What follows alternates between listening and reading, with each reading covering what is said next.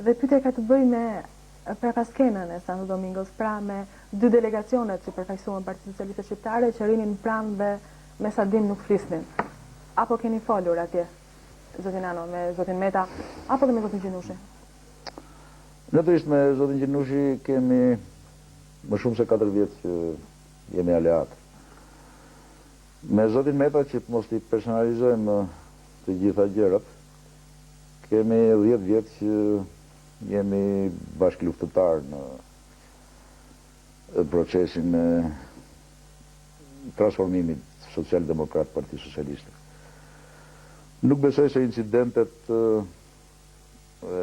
balkanike të radhës mund të sintetizonin dekadën. Kështu që të fenomeni folëm apo s'folëm nuk është kaq bardhëzi. Natyrisht Meta ka marrë çik përpjet të qenit kryeministër. Unë nuk besoj se bëri një figurë të mirë duke mos u përshëndetur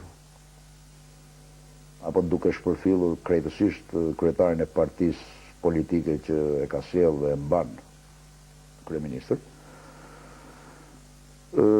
Një figurë të tillë çuditërisht të papërshtatshme me zonjat, se për këto janë zakone burrësh, ky është i natë burrësh. Bëri të zonjat date.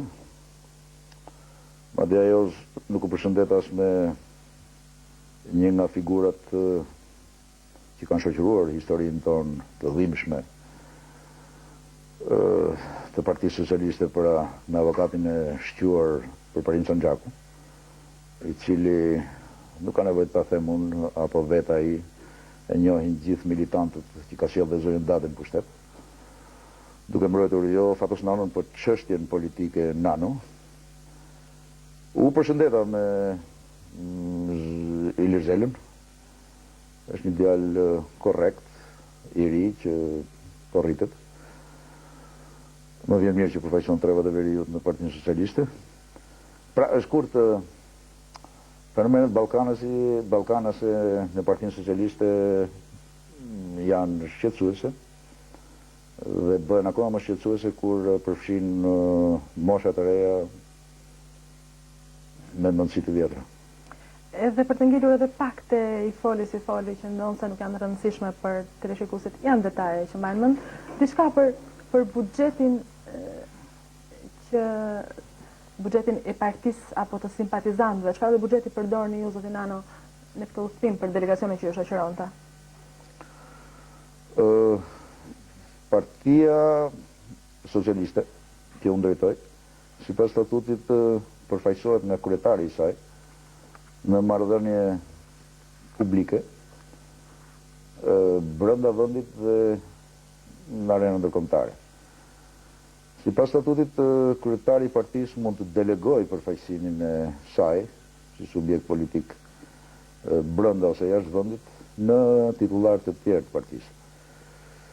Dhe nuk besoj se kjo është një çështje thjesht financiare, por në arsyetimin tim institucional dhe sovran, unë vendosa të kryesoj vetë përfaqësimin e partisë në këtë ngjarje të rëndësishme që ishte Këshilli Internacional Socialist në Santo Domingo këtë herë, jo për të përjashtuar diku tjetër, por për të ruajtur një përfaqësim të harmonizuar të titullarëve kryesor të partisë në aktivitete të tjera të rëndësishme, siç janë aktivet e rretheve, dhe për të kompensuar mos prezencën e një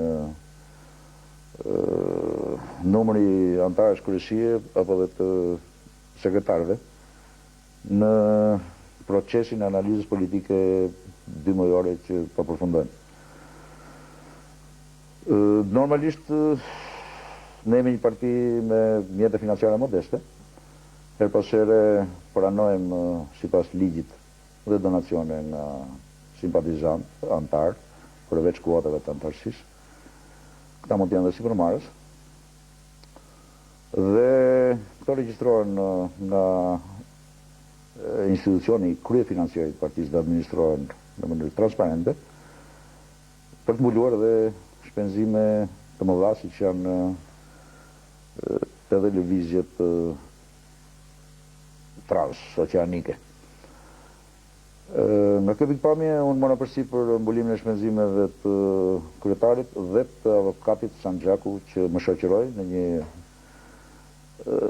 jo më në një vaki, po në një fest.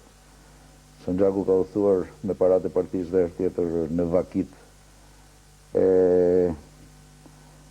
betejave politike për të mbrojtur çështjen në anën mjedisët e Unionit Ndërparlamentar, që gjithashtu kanë qenë edhe jashtë kontinentit evropian. Dhe këtë herë meritonte vlerësimin institucional të Partisë Socialiste për qenë prezent në këtë moment të rëndësishëm të jetës saj dhe të hapave ku dhe i ka kontribuar. Edhe pak qëndrojmë